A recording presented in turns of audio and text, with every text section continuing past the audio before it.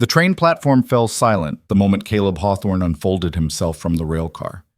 6 feet and 7 inches of hope and heartbreak, stepping into spring sunshine that suddenly felt too bright, too exposing. He searched the crowd for her face, the woman whose letters had promised a new beginning. When their eyes finally met, hers went wide with something between shock and horror. She took one step back, then another. The whispers started before she even spoke the words that would shatter everything. "I'm sorry, I can't. You're just too much." If you want to see how Caleb transforms his greatest rejection into his greatest strength, stay with me until the very end. Hit that like button and drop a comment with your city so I can see how far this story travels across the world. The Missouri countryside rolled past the train window in waves of green and gold, each mile carrying Caleb Hawthorne further from everything he'd known and closer to a future built entirely on faith. He'd read Margaret Sutherland's letters so many times the paper had gone soft at the creases. Her careful handwriting promising companionship, partnership, a place where a man could build something lasting. She'd described the growing town of Cottonwood Ridge, the opportunities for someone willing to work hard, the life they might create together. What she hadn't asked about, what Caleb had carefully avoided mentioning, was exactly how much space he took up in the world. At 6'7", Caleb had learned early that his height made people uncomfortable. Not in the obvious ways, not with outright cruelty, but in the small adjustments that spoke louder than words. The way folks stepped aside a little too quickly in narrow spaces. How conversations died when he entered a room, as if his presence disrupted some natural order. The careful neutrality in voices that said, "My goodness, you're tall," while eyes said something altogether different. His mother, rest her soul, had told him he was a blessing. "The world needs strong men," she'd whispered during those last fevered nights before the consumption took her. His father had been more practical. "Make yourself useful, boy. That's how men like us earn our place." So Caleb had made himself useful. He'd worked twice as hard as anyone else, kept his voice quiet, his movements careful. He'd learned to make himself smaller in every way except the one that actually mattered. And when the war came, he'd served, grateful, initially, that the army at least valued what his body could do. Until he'd taken a bullet through the shoulder at Shiloh and come home to find his father's shop sold, the new owners uninterested in a carpenter who couldn't swing a hammer for 6 months. The mail-order bride agency had seemed like Providence, a chance to start over somewhere. No one knew him. No one had already decided what he was worth. Margaret's letters had been kind, practical, focused on the future rather than the past. She'd mentioned she was 32, older than most women seeking husbands through such arrangements, and that she valued stability over romance, partnership over passion. Caleb could offer stability. He could offer partnership. Romance and passion seemed like luxuries for men who didn't have to think about doorways and chair sizes and the way their shadow could swallow a whole room. The train whistle cut through his thoughts, that long, mournful note that meant arrival. Caleb stood carefully, mindful of the low ceiling, and gathered his belongings. A worn canvas bag holding everything he owned, a toolbox that had been his father's, and the small wooden box containing Margaret's letters tied with string. Through the window, Cottonwood Ridge materialized from the prairie dust. It was larger than he'd expected, a proper town with a main street, actual storefronts, church steeples rising against the pale spring sky. The kind of place with enough people that maybe, just maybe, a man could find his corner and not be constantly noticed. The platform was crowded with the usual chaos of train arrivals, families reuniting, merchants collecting shipments, children darting between adults' legs. Caleb descended the steps slowly, aware of every eye that tracked his movement. He set his bags down and scanned the crowd, looking for the face that had smiled from the single photograph Margaret had sent months ago. He spotted her near the station house, partially obscured by a cluster of well-dressed women. Even in the photograph, Margaret Sutherland had looked proper, polished, with dark hair pinned severely back and eyes that suggested intelligence rather than warmth. In person, she was exactly as advertised, handsome rather than pretty, dressed in a deep blue traveling suit that spoke of means and taste. Caleb's heart hammered against his ribs. He picked up his bags and started toward her, trying to project confidence he didn't feel. The crowd seemed to part before him, not out of courtesy he'd learned long ago, but instinct, the way people moved aside for a loaded wagon or a spooked horse. "Miss Sutherland?"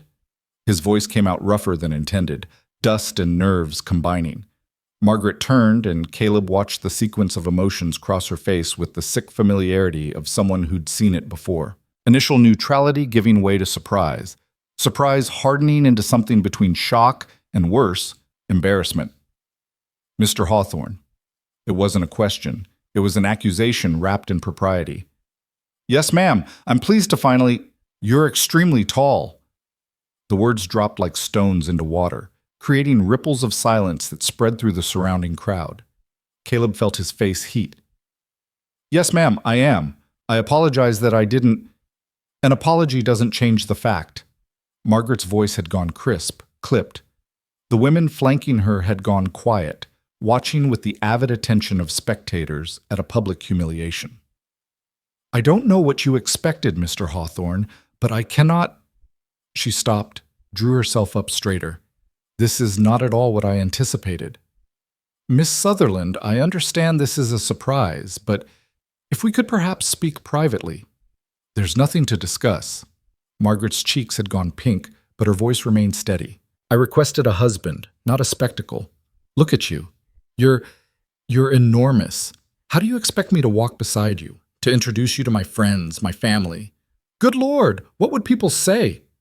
Each word landed like a blow.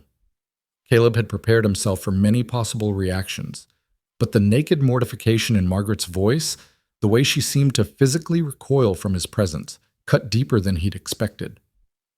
I'm the same man who wrote you those letters, he said quietly. The same man you corresponded with for 6 months. The man in those letters failed to mention he was built like a circus attraction. Margaret's voice rose slightly, losing some of its careful control. You deceived me, Mr. Hawthorne. Whether by omission or intent, you deceived me. I never lied to you. Caleb heard the edge creeping into his own voice and fought to control it, drawing attention, making a scene. That would only make everything worse. I told you I was a carpenter, that I was strong, that I could provide— You failed to mention the most obvious fact about yourself. Margaret glanced at the women beside her, as if drawing strength from their presence. I'm sorry, Mr. Hawthorne. I'm sure you're a decent man in other respects, but this arrangement cannot proceed. I simply cannot accept a husband who would make me appear ridiculous by comparison. The world seemed to narrow to that single platform, that single moment. Behind Caleb, he could hear the train preparing for departure, the hiss of steam, the conductor's call. Around them, conversations had stopped. People were staring now, without pretense, watching the tall stranger get rejected like a poorly made dress returned to the shop. I have nowhere else to go, Caleb said, hating the note of desperation that crept into his voice. I sold everything to come here. Those letters. You said you wanted someone steady, someone reliable. I can be those things, Miss Sutherland. I can be whatever you need. Something flickered across Margaret's face. Pity, perhaps, or guilt. But it hardened quickly back into resolution. What I need, Mr. Hawthorne, is a husband I can be proud to stand beside, not one I have to explain or apologize for. She reached into her handbag and pulled out an envelope. Here. This should cover your return ticket and a few nights' lodging until you can make other arrangements. Caleb didn't take the envelope. I don't want your money. Then consider it reimbursement for your trouble. Margaret set the envelope on top of his toolbox, her movements precise and final. I truly am sorry, but some things simply cannot work, no matter how much we might wish them to. She turned away then, her friends clustering around her like protective hens, their whispers sharp and carrying in the spring air. Caleb heard fragments, can you imagine, absolutely towering. Poor Margaret, as they swept away across the platform, leaving him standing alone with his bags and the envelope of money that felt like the final nail in a coffin he'd been building his entire life. The platform gradually came back to life around him. People returned to their business with that particular kind of aggressive normalcy that said they'd witnessed something uncomfortable and wanted to forget it quickly. The train pulled away in a cloud of steam and smoke, taking with it any easy escape. Caleb stood there for a long moment, toolbox in hand, watching dust devils dance across the empty tracks. He should feel something, he thought. Anger, maybe. Humiliation. The urge to get on the next train and leave this place behind. Instead, he felt mostly tired. And beneath the tiredness, something harder and colder, a bone-deep understanding that this was simply how the world worked. Some men got to build lives. Others just took up too much space. You planning to root there permanent, son, or you gonna let other folks through? Caleb turned to find an older man in station master's clothes regarding him with neither sympathy nor hostility, just practical irritation. Behind him, a family waited with luggage, the children staring up at Caleb with wide eyes. Sorry. Caleb gathered his bags and moved aside, heading away from the platform toward the dusty main street. He had no destination in mind, no plan beyond putting distance between himself and that scene. The envelope of money remained on his toolbox where Margaret had placed it, and after a few steps, he stuffed it into his pocket without looking at it. Cottonwood Ridge revealed itself slowly as he walked. Main Street ran straight as a rifle shot, lined with the standard establishments of a growing frontier town. A general store, a bank, a hotel, a saloon, a church, a smithy sending up smoke, and the ring of hammer on anvil. Side streets branched off into residential areas, neat houses with front porches and gardens. Everything looked solid, prosperous, permanent, and none of it was his. Caleb passed the Grand Hotel, too expensive, too public, and kept walking. At the far end of town, near where the buildings gave way to prairie, he found a smaller establishment with a weather-worn sign, Murphy's Boarding House, clean rooms, fair rates. The woman who answered his knock was perhaps 60, with iron gray hair and the kind of face that had seen enough to not be easily surprised. She looked him up and down with the practical assessment of someone evaluating a horse. Not cruel, but not particularly warm either. Help you? Her voice carried a hint of Irish, worn smooth by decades in America. I need a room, just for a few nights while I figure out my next move. $1 a night, 2 meals included, rules posted in every room, and I enforce them. She paused. You got money, or are you planning to work it off? Caleb pulled out Margaret's envelope and extracted a few bills. I have money. Mrs. Murphy, he assumed that's who she was, took the payment and led him inside without comment on his height, though she did mutter something about door frames that might have been sympathetic or might have just been observation. The house smelled of lye soap and cooking cabbage.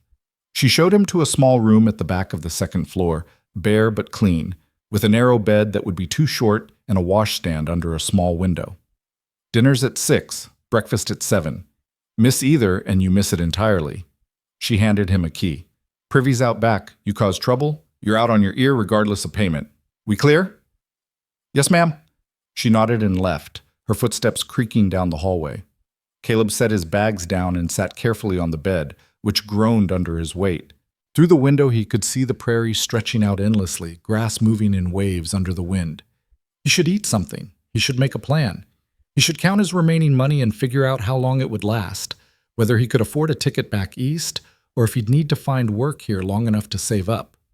Instead, he lay back on the too-short bed and stared at the ceiling, listening to the boarding house sounds around him, other residents moving about, Mrs. Murphy's voice calling something down the stairs, the distant hammer of the smith continuing his work.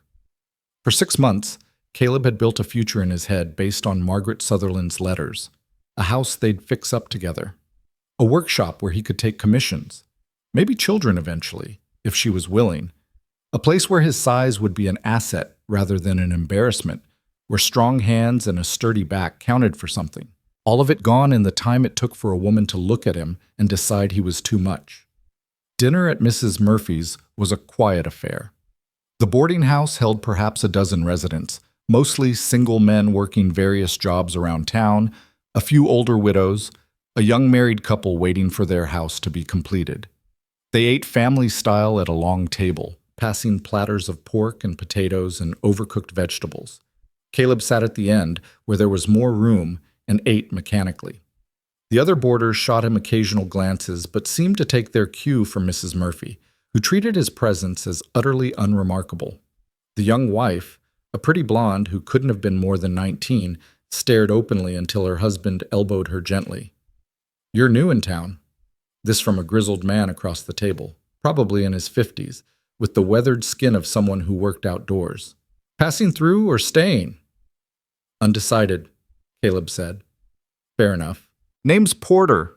I work at the lumber mill." He gestured with his fork at the various men. That's Jim and Robert. They're with the railroad. Harry over there does odd jobs. We're a mixed bunch, but Mrs. Murphy keeps us civil. Caleb Hawthorne. Pleased to meet you. Porter returned to his meal, then added casually, Word travels fast in a town this size. Heard there was some excitement at the train station this afternoon. The table went quiet. Caleb felt every eye on him, curious and assessing. He set down his fork carefully. That would be my business. Sure, just saying, if you need work while you're here, there's usually something available for a man who's not afraid of labor. Porter's tone was neutral, neither sympathetic nor mocking. The mill's always looking for strong backs, pays decent. I'm a carpenter, Caleb said. Or I was, before the war. Shoulder? Porter nodded at the way Caleb favored his left side. Shiloh. Vicksburg myself. War's got a lot to answer for. Porter pushed back from the table. Anyway, offer stands if you want it. Mill opens at dawn. The conversation shifted to other topics. Someone's broken wagon wheel, complaints about the new bank manager, speculation about whether the railroad would extend another branch line through Cottonwood Ridge. Caleb ate his meal in silence and excused himself as soon as was polite. That night, lying on the too-short bed in the dark, Caleb made plans. He'd stay a week, maybe 2. Work at the mill if they'd have him. Save every penny. His shoulder was better now, not perfect, but functional. He could swing a hammer if he had to, move lumber, do whatever needed doing, save enough for a ticket somewhere else. Somewhere no one knew about Margaret Sutherland or mail-order husbands or the rejection that already felt like it was becoming town legend. Somewhere he could make himself invisible again. Morning came cold and clear. Caleb was at the lumber mill before dawn, finding Porter already there overseeing the first crew. The mill foreman, a barrel-chested German named Klaus, looked Caleb over with the same practical assessment Mrs. Murphy had used. You know lumber. I know wood, carpentry mostly, but I can learn mill work. Strong back? Strong enough. Klaus grunted. We pay by the day. You work a full day, you get full pay. You quit halfway through or can't keep up, you get nothing. Fair? Fair. Good. Porter, show him the basics. We'll see how he does. The work was brutal and simple, hauling logs, operating the saw lines, stacking finished lumber. The mill was loud and dangerous, the kind of place where a moment's inattention could cost fingers or worse. But it was also blessedly impersonal. Nobody cared how tall Caleb was as long as he could lift what needed lifting and follow basic safety rules. By midday, his shoulder was screaming. By evening, his entire body felt like one massive bruise. But he'd earned a day's wage, and Klaus had given him a curt nod that suggested he could come back tomorrow if he wanted. He wanted, because working meant not thinking, because exhaustion was better than the endless loop of Margaret's words playing in his mind, because if he couldn't build a future, at least he could build something to stand on long enough to figure out what came next. The days developed a rhythm. Rise before dawn, work until dark, eat Mrs. Murphy's solid meals, fall into bed too tired to dream.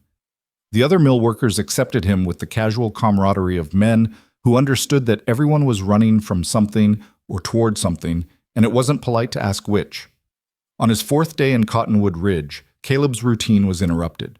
He was hauling a load of planks across the mill yard when he heard a crash and a cry of pain. One of the younger workers, a kid named Tommy, who couldn't have been more than 16, had gotten his hand caught between 2 logs. The boy was screaming, his hand crushed and bleeding, while the other workers stood frozen, unsure what to do.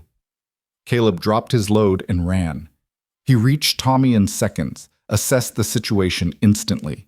The logs had the boy pinned, but they weren't fully secured.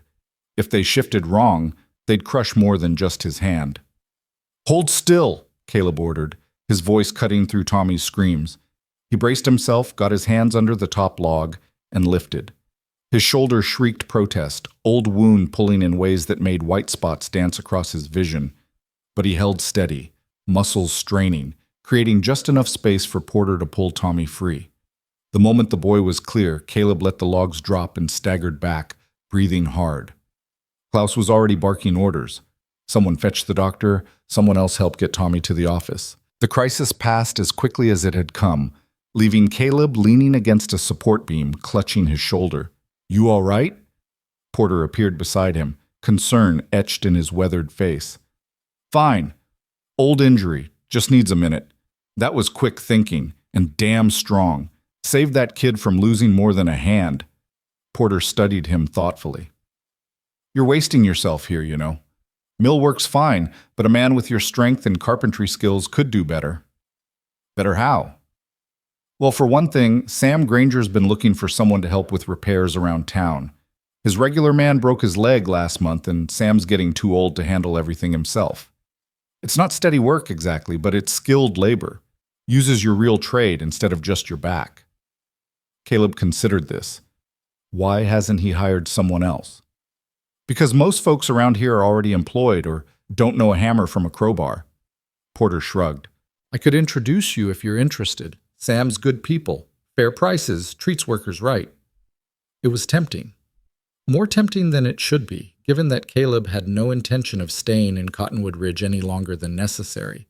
But skilled work paid better than mill labor, and better pay meant getting out sooner. All right, he said finally. I'll talk to him. Sam Granger turned out to be a wiry man in his late 60s, with gnarled hands and sharp eyes that missed nothing. His workshop occupied a small building near the center of town, crammed with tools and half-finished projects. When Porter brought Caleb by that evening after the mill closed, Sam was working on a chair leg, his movements precise despite obvious arthritis. This the fellow you mentioned? Sam looked Caleb up and down without particular judgment. You know carpentry or just claim to? I know it. Learned from my father. Had my own shop before the war. War's where you got that shoulder problem? Caleb nodded. Can you work through it? If I have to. Show me. Sam gestured to a workbench covered with various projects. That cabinet door there's hanging wrong. Fix it. It was a test, clearly. Caleb examined the cabinet door, quickly identified the problem. Loose hinge screws and slight warping in the wood itself. He selected tools from Sam's collection with practiced ease, working methodically to realign the door, shim where necessary, reset the hinges properly. His shoulder protested, but the work was familiar enough that his hands moved almost automatically. When he finished, Sam tested the door himself, opening and closing it several times. He grunted, which might have been approval. Not bad, not perfect, but competent. You remember how to do finish work? Not just rough carpentry? Yes, sir. Porter says you're living at Murphy's. You planning to stay in town, or are you just working until you can afford to leave? The directness of the question caught Caleb off guard. I haven't decided. Fair enough. Here's my offer. I've got more repair work than I can handle. Fences, furniture, building maintenance, custom orders when someone wants something particular. I'll pay you $3 a day to start, and if you prove yourself, we can talk about a more permanent arrangement. I can't promise work every single day, but most days. You interested? $3 a day was significantly better than mill wages, but it also meant staying longer, becoming more visible, more permanent in a town that had already witnessed his humiliation. As if reading his thoughts, Sam added, I don't care about your personal business, Hawthorne. I care whether you can do the work and show up reliable. The rest is your own concern. It was perhaps the most straightforward offer Caleb had received in years. No judgment, no assumptions, just skill for pay. I'm interested, he said. Good. Show up here tomorrow morning at 7. We'll start with Mrs. Patterson's back porch. Stairs are rotting out and she's liable to break her neck on them. And just like that, Caleb Hawthorne found himself with a reason to stay in Cottonwood Ridge a little longer. Over the following weeks, he fell into a new rhythm. Working with Sam was different from the mill, quieter, more precise, requiring thought rather than just endurance.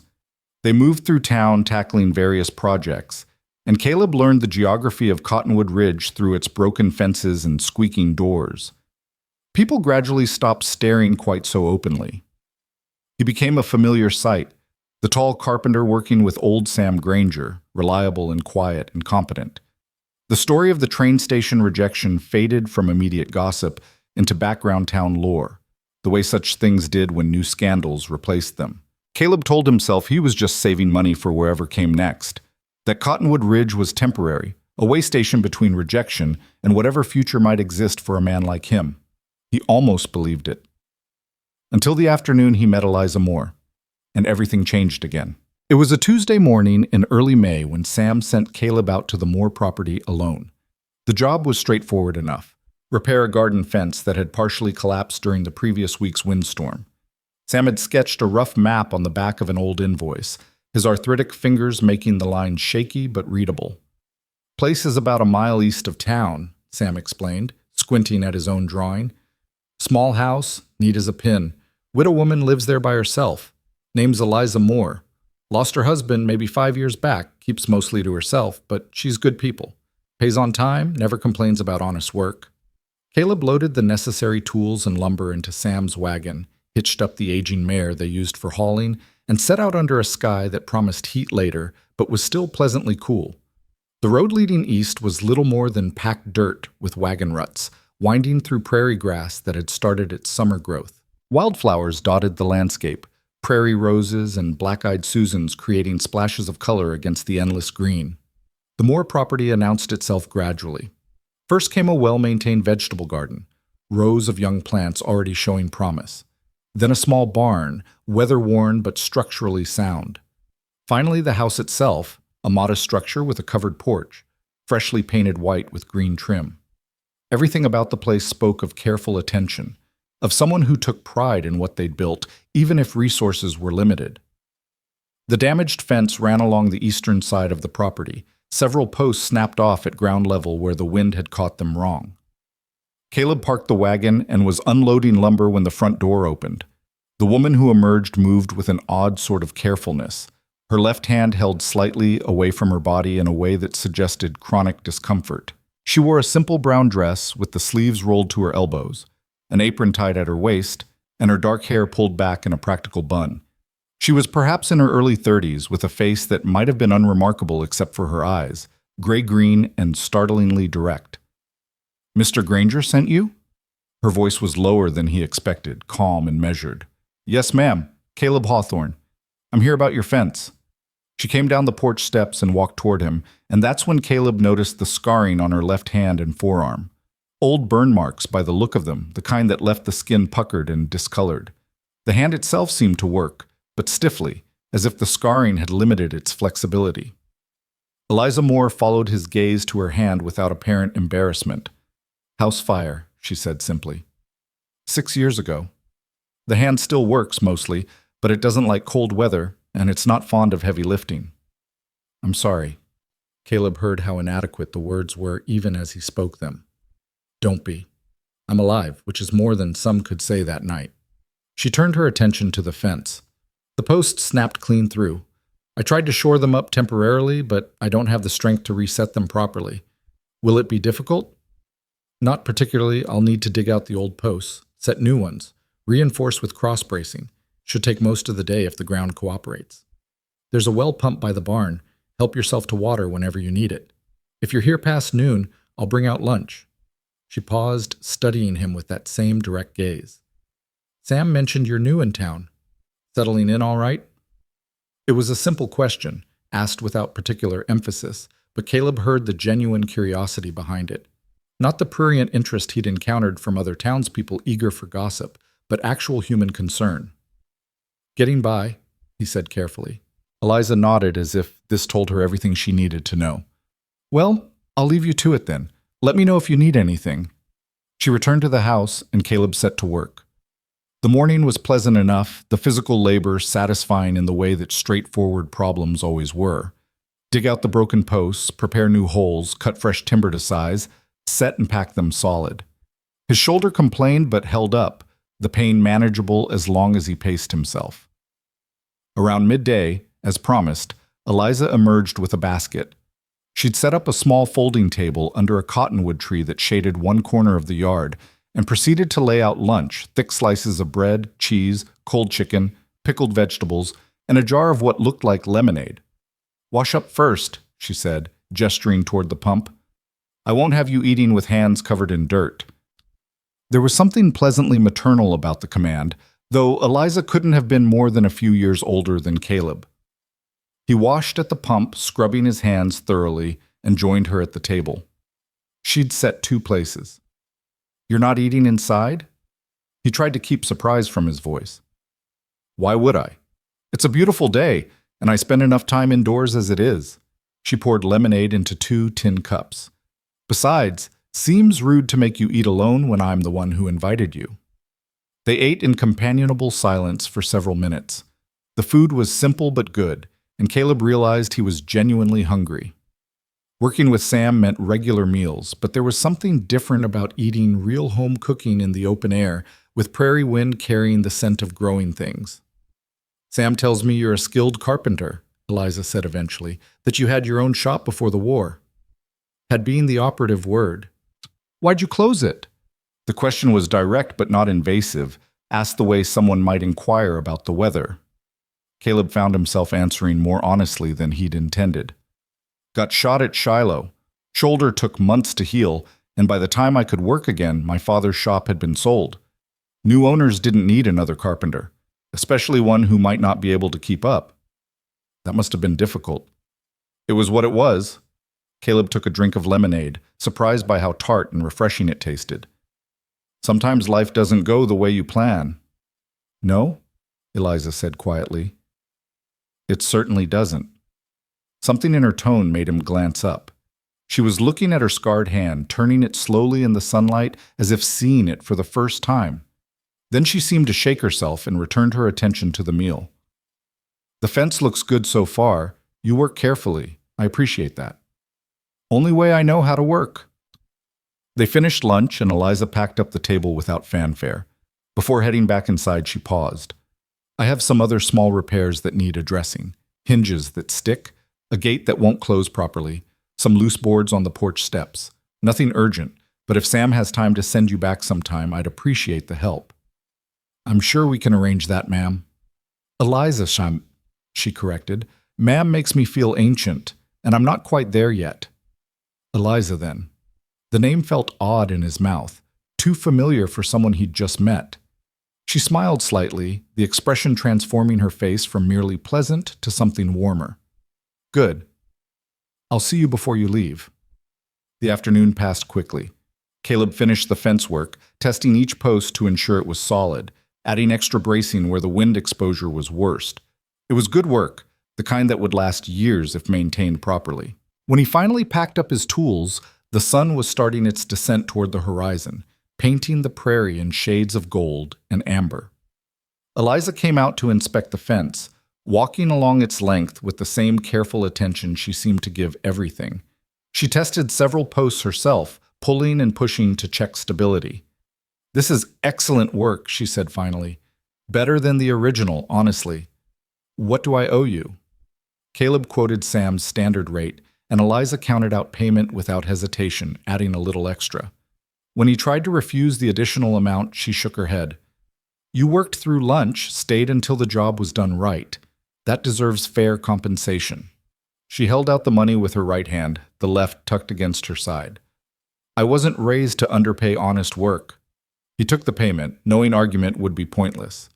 Thank you, and thank you for lunch. It was much appreciated. You're welcome. Tell Sam I'll have that list of other repairs ready when he has time. She paused, then added almost casually, You did good work today, Caleb. Not just competent, good. That's rarer than it should be. The words shouldn't have mattered as much as they did. But as Caleb drove the wagon back toward town, her simple acknowledgement sat warm in his chest, a counterweight to all the other assessments people had made of him over the years. Over the following weeks, Caleb found himself returning to the Moore property regularly. The list of repairs Eliza had mentioned turned out to be extensive, not because things were poorly maintained, but because she simply couldn't do everything herself with one hand that worked properly and one that didn't. Each time she fed him lunch, and each time they talked a little more. He learned that her husband had been a freighter, killed when his wagon overturned during a river crossing, that the fire that scarred her hand had happened 3 months after his death, when a lamp had fallen in the night and she'd burned herself trying to save what little she had left of his belongings, that she supported herself through a combination of vegetable gardening, sewing work she could do despite the hand, and the occasional sale of preserves and baked goods. People think I'm strange for staying out here alone, she told him one afternoon while he was replacing rotted boards on her front porch. She was sitting on the steps, shelling peas into a bowl balanced awkwardly between her knees and her good hand. They think I should move into town, find some sort of position as a seamstress or laundress, something respectable for a widow. Why don't you? Caleb asked, not because he thought she should, but because he was curious about her answer. Because this is my home. Mine and Daniel's, my husband. We built it together, planned for the life we'd have here. Just because he's gone doesn't mean those plans were worthless. She worked another pea pod open with practiced efficiency. And honestly, I like the quiet. In town, everyone's always watching, always judging. Out here, I can just be. Caleb understood that better than he could easily express. People do like to judge. They do. Eliza glanced up at him, her gray-green eyes thoughtful. I heard what happened when you first arrived. At the train station. Caleb's hammer paused mid-swing. He'd been waiting for this, knew the story had to have reached her eventually. Small towns didn't keep secrets long. I'm sure you heard all sorts of versions. I heard that a woman was expecting a husband and rejected him because he was too tall, that she made a scene about it on the platform. Eliza's voice remained neutral, factual. I heard she embarrassed herself more than she embarrassed you, though I doubt it felt that way at the time. It didn't. I imagine not. She finished the last of the peas and set the bowl aside. For what it's worth, Margaret Sutherland's always been more concerned with appearances than substance. Her family has money and status, and she's terrified of anything that might diminish either. You're better off without her. That's easy to say. Doesn't make it less true. Eliza stood, brushing off her skirt. You want to know what I think? I think you traveled halfway across the country in good faith, and she couldn't see past her own vanity long enough to recognize a decent man when he was standing right in front of her. That's her loss, not yours. The fierce certainty in her voice surprised him. Caleb looked down at her, not as far down as he looked at most people, as Eliza was taller than average herself, and saw nothing but honest conviction in her face. You don't even know me, he said quietly. Not really. I know you show up when you say you will. I know your work is careful and precise. I know you don't cut corners even when no one would notice. I know you're gentle with my old mare when you're hitching up the wagon, and you always make sure the chickens haven't gotten into your work area before you start hammering. She met his gaze steadily. That tells me more about who you are than 6 months of letters ever could have told Margaret Sutherland. Something shifted in Caleb's chest, a loosening of tension he hadn't realized he'd been carrying. It wasn't attraction, not exactly. It was recognition. The sense of finding someone who understood what it meant to be judged for things beyond your control, who'd built a life anyway, despite what the world thought you should be. Thank you, he said, and meant it for more than just the words. Eliza nodded as if the matter was settled. I'm making chicken and dumplings for dinner. You're welcome to stay if you want. God knows I always make too much for one person. It was the first time she'd invited him to stay past working hours, and they both knew it meant something, a line being crossed from professional courtesy to actual friendship. I'd like that, Caleb said. Dinner in Eliza's small kitchen was a revelation, not because the food was particularly fancy. It was plain country cooking, simple and hearty, but because of how natural it felt. They ate at a small table near the window, watching the prairie sunset paint the sky in impossible colors. Conversation flowed easily, covering everything and nothing, childhood memories, books they'd read, opinions on the best way to preserve tomatoes. I miss cooking for someone, Eliza admitted, ladling out seconds. When Daniel was alive, I'd spend half the day planning meals, trying new recipes. Now it seems pointless to make anything elaborate just for myself. This is better than anything I've eaten since... Caleb paused, realizing he'd been about to say, since my mother died, and not entirely comfortable with the emotion that accompanied the thought. In a long time. You're welcome here any time. Eliza said it simply, as if offering ongoing friendship was the most natural thing in the world. I mean that, even if there's no work to be done. Company is harder to come by than fence repairs. After that evening, Caleb's visits to the Moore property took on a different character. Yes, there was always work. A property that size required constant maintenance, but the work became secondary to the companionship. He'd arrive early, they'd share breakfast on the porch, they'd work through the morning, her tending her garden while he tackled whatever repair was needed. Lunch together. More work. Sometimes dinner. Conversation threading through it all like water through a creek bed, natural and essential. He learned to anticipate the things her damaged hand made difficult and address them without drawing attention to the accommodation. When he built her a new gate, he made the latch easy to operate one-handed. When he repaired her chicken coop, he ensured all the latches could be managed without two fully functional hands. He never mentioned these modifications and she never acknowledged them directly, but he caught her small smile of recognition each time. In return, she taught him things his mother had never gotten around to. How to tell when bread dough had risen enough, the proper way to fold sheets so they didn't wrinkle, which wildflowers made decent tea and which would make you sick. Practical knowledge shared in the same spirit as his carpentry lessons, an exchange of competencies between two people who'd learned to be self-sufficient but hadn't forgotten the value of community. "You're good at this," she told him one afternoon. They were sitting on her porch, shelling beans together. She'd shown him the technique, patient with his larger fingers fumbling the delicate work. At shelling beans? At being present. A lot of people, they're always looking past where they are, planning for the next thing, chasing after something they think they're missing. You just are. It's restful. Caleb considered this. Might just be that I don't have anywhere else to be chasing after. Or maybe you've learned something most people never figure out. Eliza's hands moved steadily, her damaged left hand cradling the bowl while her right did the fine work. That being here, being now, is enough. Is it? The question came out more vulnerable than he intended. Enough? She looked at him directly, and in the afternoon light her eyes were more green than gray, steady and clear. Some days yes, some days no, but that's true whether you're chasing dreams or sitting still. At least sitting still, you can see what you actually have instead of what you think you're missing. It was the kind of conversation they'd started having more frequently. Philosophical, honest, touching on wounds neither of them had fully healed from. Caleb found himself sharing things he'd never told anyone. The way his size had always made him feel like an apology walking on two legs. The constant mental calculation of doorways and chairs and whether he'd fit without causing disruption. The bone-deep weariness of always being noticed, never invisible. Eliza listened without judgment, nodding occasionally, her hands never stopping their steady work. "I used to feel that way about my hand," she said when he'd finished, "after the fire. Like I was walking around with this visible proof of damage, and everyone who saw it was making judgments about what I could or couldn't do, whether I was still whole enough to be worth their time. Do you still feel that way?" "Sometimes. Usually when I'm in town and someone stares too long, or when I can't do something I used to manage easily." She held up the scarred hand, examining it dispassionately. "But mostly I've made peace with it. This is my hand.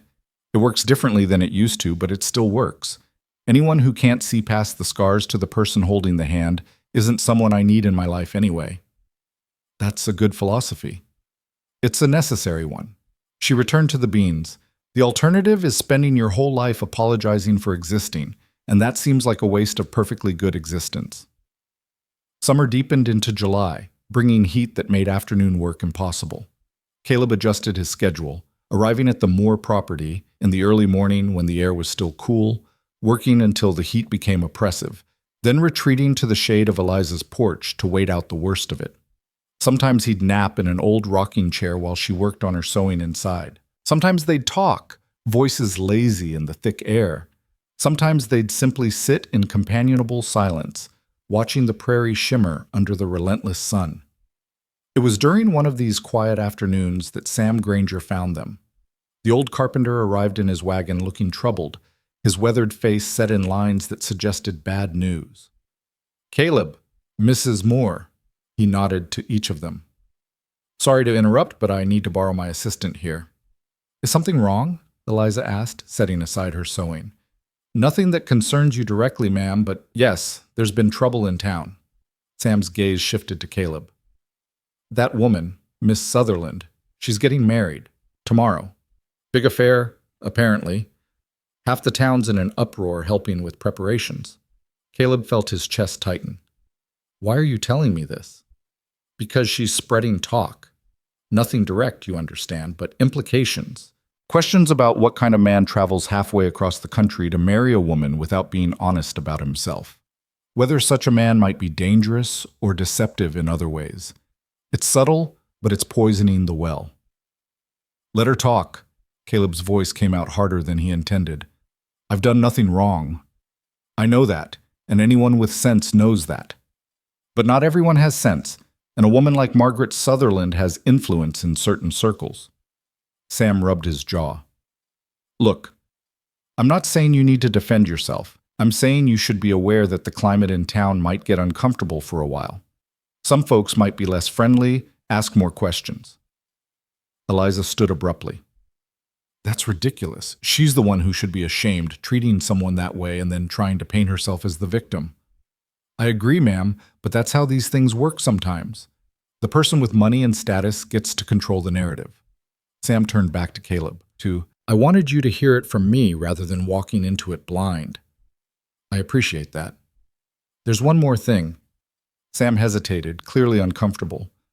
Some of the bigger property owners, the ones in Margaret's social circle, they're suggesting maybe they'd prefer to use other carpenters for their work. Nothing official, just preferences being expressed. The implications settled over Caleb like a cold blanket despite the heat. He was being frozen out, his livelihood threatened, because a woman couldn't admit she'd acted poorly. How much will this affect business? He asked quietly. Hard to say. We don't do much work for that crowd anyway. They usually bring in specialists from larger towns for anything fancy. But it won't help. Sam sighed.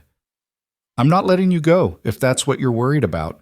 You're good at what you do, and I won't have anyone telling me who I can or can't employ, but I wanted you prepared.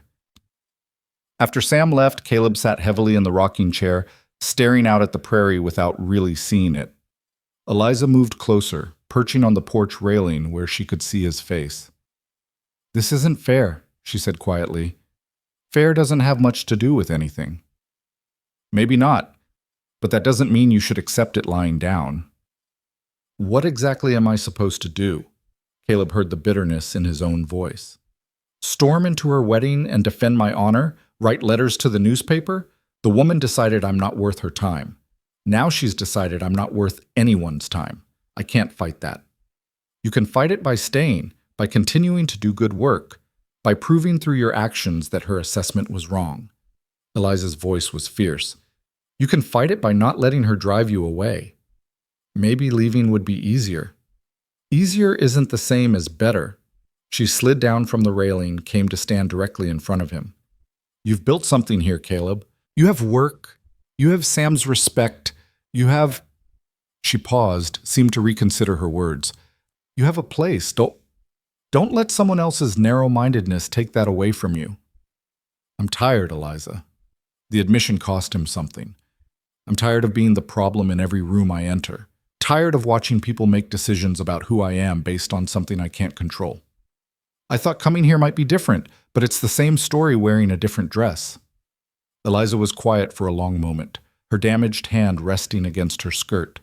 When she spoke, her voice was softer, but no less certain. It is different here. Or it could be. You have at least one person who sees you for who you actually are. Maybe that doesn't feel like much right now, but it's something. She met his eyes. It's something to me anyway. The weight behind those words hung in the air between them, meaning layered beneath meaning. Caleb looked at her, truly looked, and saw someone who'd been rejected by the world in her own way, who'd chosen to stay anyway, to build a life on her own terms. Someone who understood. Thank you, he said finally, for saying that. I'm not just saying it. Eliza returned to her sewing, picking up the fabric with familiar efficiency. Now, you going to sit there brooding all afternoon, or are you going to help me figure out how to adjust this dress pattern? Mrs. Chen ordered it, but she's shorter than the standard sizing, and I can't quite work out the modifications with one hand. It was such a deliberate change of subject, such a clear invitation back to normalcy, that Caleb found himself almost smiling despite everything. He joined her at the small work table, and together they puzzled through the adjustments, his larger hands following her precise instructions, two people working together toward a common goal. And if his hands sometimes brushed hers in the process, if he was more aware than ever of her presence beside him, of the way afternoon light caught in her dark hair and the quiet competence in her movements, well, that was something to think about another day. For now, it was enough to sit together in the heat and the quiet, building something small but real against a world that seemed determined to tear things down. The changes came gradually at first, subtle enough that Caleb might have dismissed them as coincidence if Sam hadn't warned him. A hardware store clerk who'd always been friendly suddenly couldn't meet his eyes. The baker's wife, who usually exchanged pleasantries, fell silent when he entered the shop. Mrs. Murphy's other boarders grew quieter at dinner, conversations dying awkwardly when he joined the table. Margaret Sutherland's wedding had been, by all accounts, a spectacular affair. The details filtered through town like pollen on the wind. The elaborate dress ordered from St. Louis, the three-tiered cake, the reception that lasted until midnight with dancing and champagne. Her new husband was a banker's son from Kansas City, appropriately tall but not excessively so, well-mannered, properly dull. Everything Margaret had apparently wanted. And with her happiness secured, she'd begun the careful work of rewriting history. Not through outright lies, Margaret was too clever for that, but through strategic sighs and meaningful pauses. Questions posed to her friends about what kind of man would deceive a woman about something so fundamental. Concerns expressed about whether someone capable of such deception might be capable of other dishonesty. Nothing actionable, nothing Caleb could directly confront, just poison dripped slowly into the town's water supply. "She's protecting herself," Eliza said when Caleb told her about the growing coldness. They were in her garden, Caleb building raised beds for her fall planting while she worked nearby, pulling weeds with her good hand. "If she admits she rejected you for something shallow and cruel, she looks bad. But if she can make it seem like you were somehow dishonest or inappropriate, then her rejection becomes justified. It's working. With some people, yes, but not everyone." Eliza sat back on her heels, wiping sweat from her forehead with the back of her wrist. "Mrs. Patterson told me yesterday that you did beautiful work on her porch stairs. Said she felt safer going in and out of her house than she has in years. That's worth more than Margaret Sutherland's opinion. Mrs. Patterson is 80 years old and half blind. She's not exactly representative. She's a human being who you helped. That counts." Eliza's voice sharpened slightly. "You're so determined to believe the worst about yourself that you can't see what's actually happening. Yes, some people are listening to Margaret's nonsense, but plenty of others see through it. Sam's still employing you. I'm still—" She stopped, seemed to reconsider. "You still have friends here." Friends. The word sat strangely in Caleb's mind. He'd had acquaintances, work associates, people who tolerated his presence for what he could do for them. But friends? People who valued him for himself rather than his usefulness, those had been rare even before the war, nearly non-existent after. Except maybe Eliza. Whatever was growing between them had moved past simple friendship into territory Caleb didn't quite know how to navigate.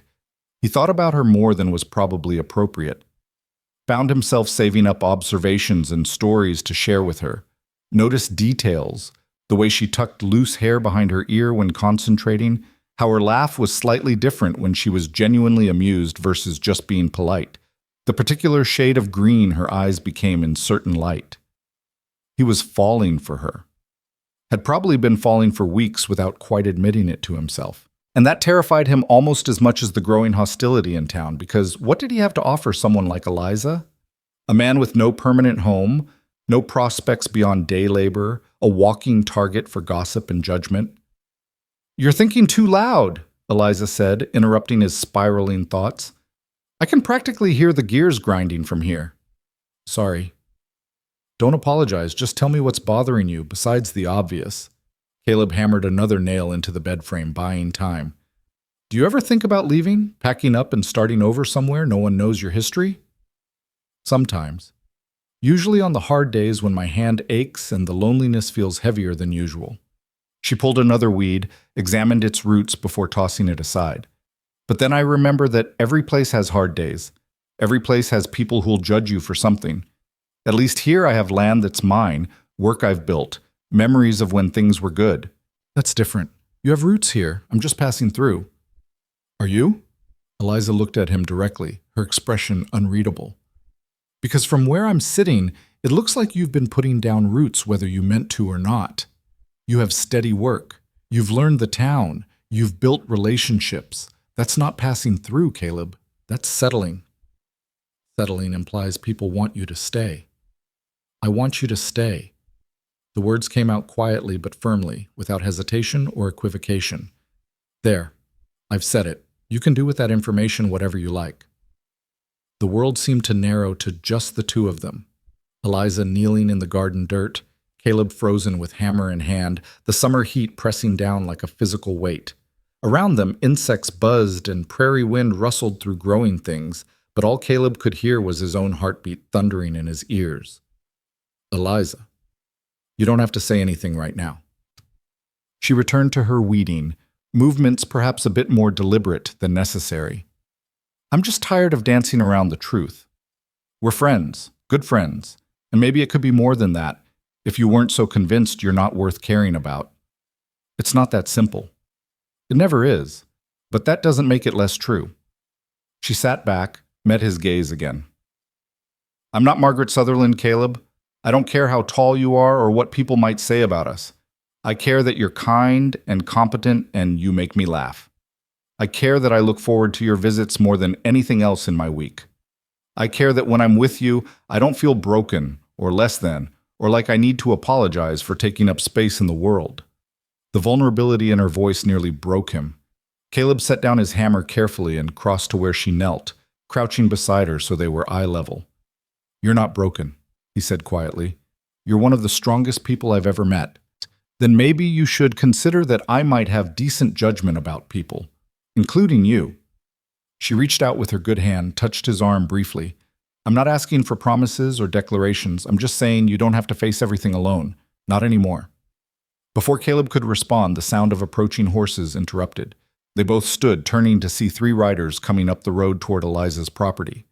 Caleb recognized them, property owners from town, members of the social circle that revolved around families like the Sutherlands. Men who'd never given him the time of day before and certainly hadn't sought out his company. The lead rider was Thomas Blackwood, who owned the largest dry goods store in Cottonwood Ridge. He was perhaps 50, well-fed and prosperous, with the kind of confidence that came from never having had to question his place in the world. His companions were similarly comfortable-looking men, all dressed too well for a casual afternoon ride. Mrs. Moore. Blackwood touched his hat brim in Eliza's direction, his tone polite but cool. Didn't mean to disturb you. We were just passing by and thought we'd check on the property. Make sure everything's secure out here. It was a transparent excuse. Eliza's property was a mile from the main road, not on the way to anywhere. They'd come specifically to see something, and Caleb had a sinking feeling he knew what that something was. Everything's fine, Mr. Blackwood. As you can see, I'm just doing some garden work. Eliza's voice remained steady, but Caleb saw her left hand curl protectively against her side. Was there something specific you needed? Just being neighborly. Blackwood's gaze shifted to Caleb, assessment cold and measuring. That's Hawthorne, isn't it? The fellow who's been doing repair work around town. Caleb Hawthorne, yes. Caleb straightened to his full height, refusing to hunch or minimize himself. I'm building Mrs. Moore some garden beds. I see.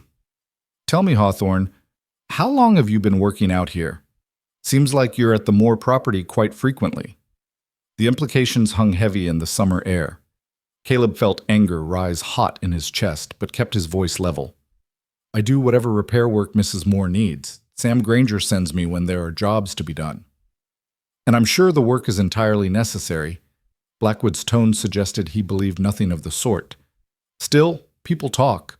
A widow woman living alone, a single man spending considerable time here. You understand how it might appear. I understand that people with too much time on their hands invent scandals where none exist. Eliza's voice cut sharp as a knife. Mr. Hawthorne is a skilled carpenter doing honest work. If people choose to see something inappropriate in that, perhaps they should examine their own minds rather than my property. Now, Mrs. Moore, no one's suggesting, yes, you are. Eliza moved to stand beside Caleb, her posture defiant despite her smaller size. You're suggesting that there's something improper about a woman hiring help she needs and a man providing that help professionally. You're suggesting that I should be ashamed of needing assistance, or that Mr. Hawthorne should be ashamed of offering it. Well, I'm not ashamed, and neither should he be. One of Blackwood's companions shifted in his saddle uncomfortably. We're just concerned for your reputation, ma'am. A woman in your position needs to be careful about appearances. My reputation is my own concern, not yours. And frankly, if my reputation rests on whether or not I hire a carpenter to fix my fence, then perhaps it wasn't worth much to begin with. Eliza's cheeks had flushed pink, but her voice remained controlled. Now, if you gentlemen are finished checking on my security, I have work to return to. Blackwood's jaw tightened. This is friendly advice, Mrs. Moore. You'd be wise to consider it. Certain associations can damage one's standing in the community, make it difficult to conduct business, maintain relationships. Surely you see that.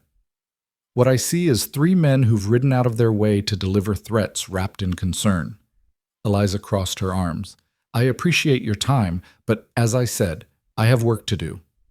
The men exchanged glances, clearly having expected a different response. Blackwood gathered his reins, his expression hardening. Your choice, ma'am. Just remember that choices have consequences. They rode off, dust rising from their horses' hooves. Caleb and Eliza stood watching until they disappeared over a rise in the prairie, neither speaking until the sound of hoofbeats faded completely. Well, Eliza said finally, that was about as subtle as a brick through a window. I should stop coming here. The words tasted like ashes. This is exactly what I was trying to avoid, causing problems for people who don't deserve them. Don't you dare! Eliza turned on him, eyes blazing. Don't you dare let those pompous jackasses dictate your choices. This is my property, my decision, and I'll hire whoever I damn well please to work on it. Eliza, they'll make your life difficult. You heard Blackwood. They can affect your business, your relationships in town. Let them try. I sell vegetables and do sewing work. The people who buy from me aren't the Thomas Blackwoods of the world. They're farmers' wives and working families who care more about quality and price than social standing. She was breathing hard now, anger and determination mixing in her voice. I won't be bullied, not by them, and not by your misguided attempt to protect me by disappearing. I'm trying to do the right thing. The right thing is standing your ground. The right thing is not letting small-minded people drive you away from a place where you've started to build something real. She grabbed his arm with her good hand, her grip surprisingly strong. I meant what I said earlier. I want you to stay. Not just for the repair work, not just because you're useful, but because I care about you. And if that makes things complicated or difficult or scandalous, then so be it. I'd rather have complicated with you than safe and lonely without you.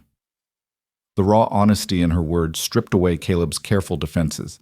He looked down at her, this woman who'd somehow seen past all the barriers he'd built, who'd decided he was worth fighting for even when he couldn't quite believe it himself, and felt something shift fundamentally in his chest. I care about you too, he said quietly. More than I probably should. More than is smart, given everything. Since when is caring about someone supposed to be smart? Eliza's anger softened into something gentler, but no less intense. Feelings don't operate on logic, Caleb. They just are. And what are we supposed to do with these feelings? Pretend the whole town isn't watching and judging? We're supposed to be honest about them. To each other, if not to anyone else. She hesitated, then added, and maybe we stop pretending this is just friendship when it's clearly become something more. The prairie wind picked up, carrying the scent of growing things and distant rain. Storm clouds were building on the western horizon, dark and heavy with promise. Caleb became aware that they were still standing very close, that Eliza's hand remained on his arm, that the space between them felt charged with possibility and risk in equal measure. I don't know how to do this, he admitted. I don't know how to be with someone when the world seems determined to make it difficult. Neither do I. But maybe we figure it out together. Eliza smiled slightly, the expression transforming her face. One day at a time, one problem at a time, just like everything else worth doing. Before Caleb could respond, the first rumble of thunder rolled across the prairie. They both looked west, where the storm clouds had grown more ominous, their edges lit by lightning that forked between sky and earth. That's coming in fast, Eliza said. You should probably head back to town before it hits. But Caleb was studying the clouds with growing concern. He'd seen storms like this before. The particular color of the sky, the way the wind had shifted direction, the oppressive heaviness in the air.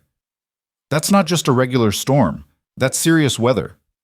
Even as he spoke, the wind picked up dramatically, bending the prairie grass nearly flat. The temperature dropped 10 degrees in as many seconds. Another crack of thunder, closer now, and the clouds seemed to boil across the sky with unnatural speed. "We need to get inside," Caleb said urgently. "Now!" They barely made it to the house before the storm hit in full fury. Rain came down in sheets so thick visibility dropped to almost nothing. Wind howled around the small structure, making the windows rattle and the whole building creak.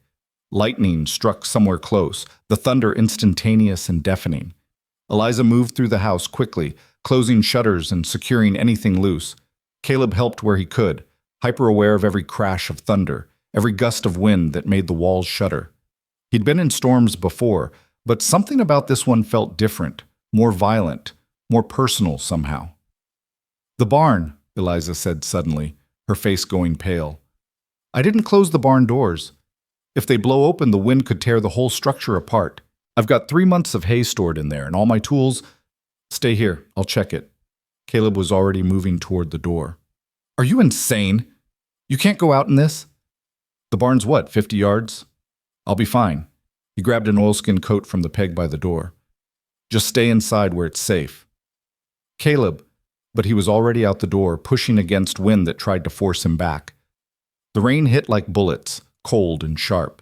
He could barely see the barn through the deluge, just a dark shape against the darker storm. Lightning flashed, illuminating everything in stark white blue. And in that instant he saw that Eliza was right. The barn doors were swinging wildly, slamming open and shut with violent force. He ran, or tried to, fighting wind that seemed determined to push him off course. His boots slipped in mud that was forming faster than the ground could absorb water. Another lightning strike, close enough that he felt the hair on his arms stand up, smelled ozone sharp and electric.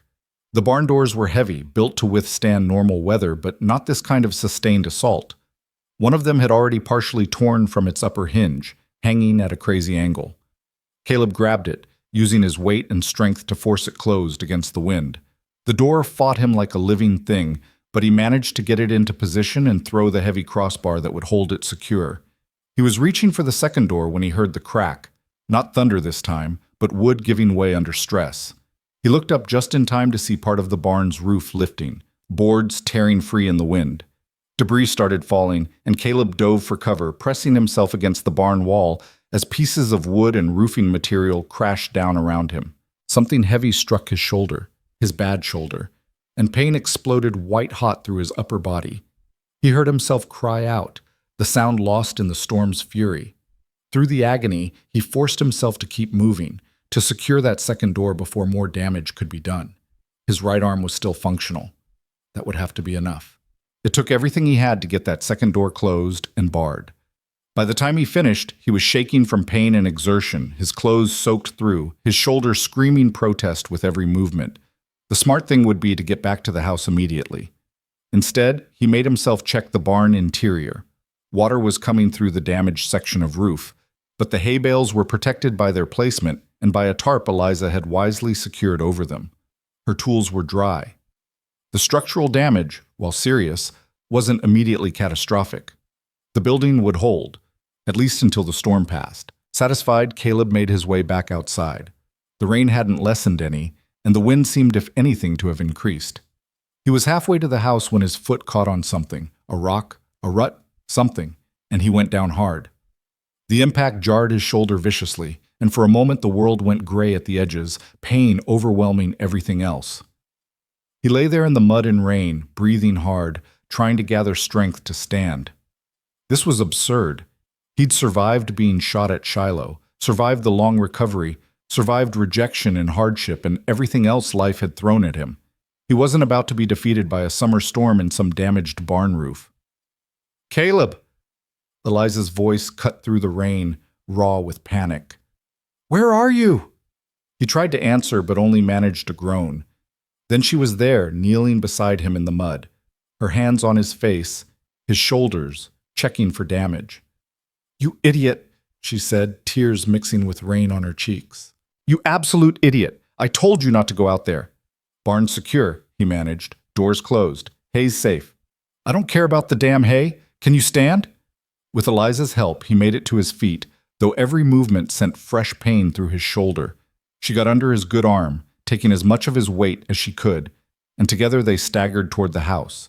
The distance seemed infinite, each step an exercise in endurance. But finally they were through the door, and Eliza was kicking it closed behind them. She got him to a chair and immediately started examining his shoulder, her hands gentle but thorough despite her own damaged left hand. Caleb hissed when she touched the worst of it. It's swelling already. Could be dislocated, could just be badly bruised. Either way, you need a doctor. She was already moving, gathering supplies. And you need to get out of those wet clothes before you catch your death. I'll be fine. You will be, because I'm going to make sure of it. She returned with towels and a blanket. Now stop being stubborn and let me help you. There was something in her voice, fear underlying the anger, concern deeper than the situation perhaps warranted. Caleb let her help him out of the soaked coat and shirt, watching her face as she worked. Her jaw was set, her movements efficient but not quite steady. Eliza, he said quietly, I'm all right, really. You're not all right. You're hurt because you went out in a dangerous storm to save my property. Her voice cracked slightly. You could have been killed, Caleb. That roof section that came down, if it had hit you wrong. But it didn't. But it could have? She stopped, pressed her good hand against her eyes. I can't lose someone else I care about. I can't watch another person She stopped, swallowed hard. You matter to me. Don't you understand that? You matter. The storm continued to rage outside, but inside the small kitchen, everything had gone very quiet. Caleb reached out with his good arm, touched Eliza's hand gently. She looked up at him, her gray-green eyes wet with tears she was trying not to shed. You matter to me too, he said. That's why I went out there. Not just to save the barn, but because it was yours. Because everything you have is in this property, and I couldn't stand by and let it be damaged if there was something I could do to prevent it. That's exactly the problem. But she was crying now, proper tears that she didn't try to hide. You're always putting yourself last. Always sacrificing for everyone else. When do you get to matter? When does someone protect you? Everyone needs protecting sometimes. Everyone needs someone who will fight for them, who will value them enough to be careful with them. She moved closer, and Caleb found himself looking into eyes that held more emotion than he knew what to do with. Let me be that person for you, please. Stop trying to bear everything alone. Outside, thunder crashed and rain hammered against the roof. Inside, something fundamental shifted between them, a wall coming down that neither had quite realized they'd been maintaining. Caleb pulled Eliza closer with his good arm, and she came willingly, carefully avoiding his injured shoulder as she leaned against him. They stayed like that for a long time, listening to the storm gradually exhaust itself, holding on to each other like anchors in uncertain seas. And when Eliza finally pulled back enough to look at his face, when she reached up with her scarred hand to touch his cheek, with a gentleness that made his chest ache, Caleb knew with absolute certainty that he'd found something worth staying for, something worth fighting for, no matter what the Thomas Blackwoods of the world had to say about it. The storm had passed by morning, leaving the prairie washed clean and sparkling under fresh sunlight. Caleb woke to find himself on Eliza's settee, covered with quilts, his shoulder throbbing but manageable. The smell of coffee and frying bacon drew him fully awake, and he sat up carefully to find Eliza at the stove, still in yesterday's dress, her hair loose around her shoulders. You should have woken me, he said, his voice rough with sleep. I could have slept in the barn once the rain stopped. With a damaged shoulder and soaked through? Absolutely not. She brought him coffee without asking if he wanted it. Doc Harrison's coming by this morning. I sent word with the Cooper boy at first light. That wasn't necessary. It was entirely necessary, and you're going to sit there and let him examine you without complaint. Her tone brooked no argument. I spent half the night listening to you groan in your sleep. That shoulder needs proper attention.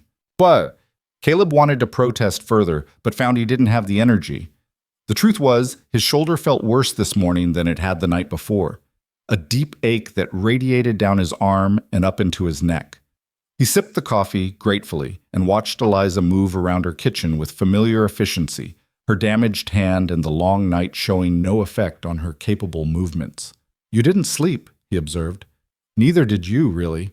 I heard you moving around." She set a plate of eggs and bacon in front of him. "Eat. You'll need your strength for when Sam finds out what happened. He's going to have opinions." She was right about that.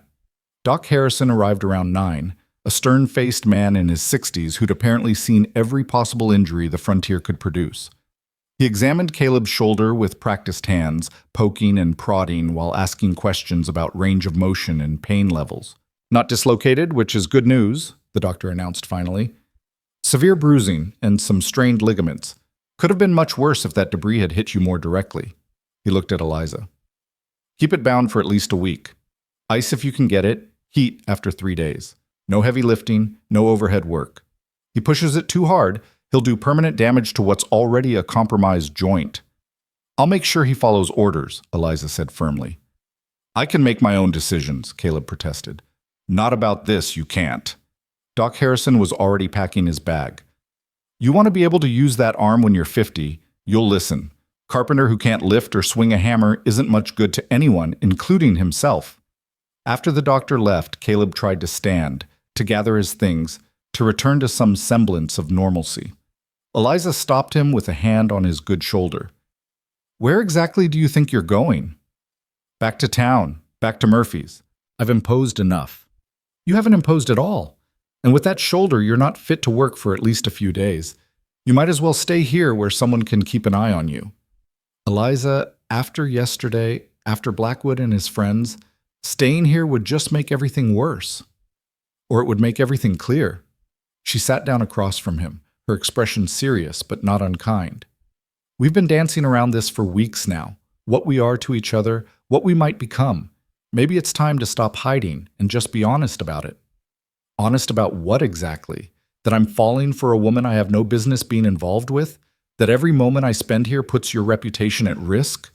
That I'm—" He stopped, the words catching in his throat. "That you're what?" Eliza prompted gently. "That I'm terrified," he admitted, the words coming out raw and unguarded. "Terrified that I'll hurt you somehow just by being near you. Terrified that the town will make your life miserable because you chose to care about someone like me. Terrified that I'll wake up one day and you'll realize Margaret Sutherland was right, that I'm too much, too big, too—" "Stop."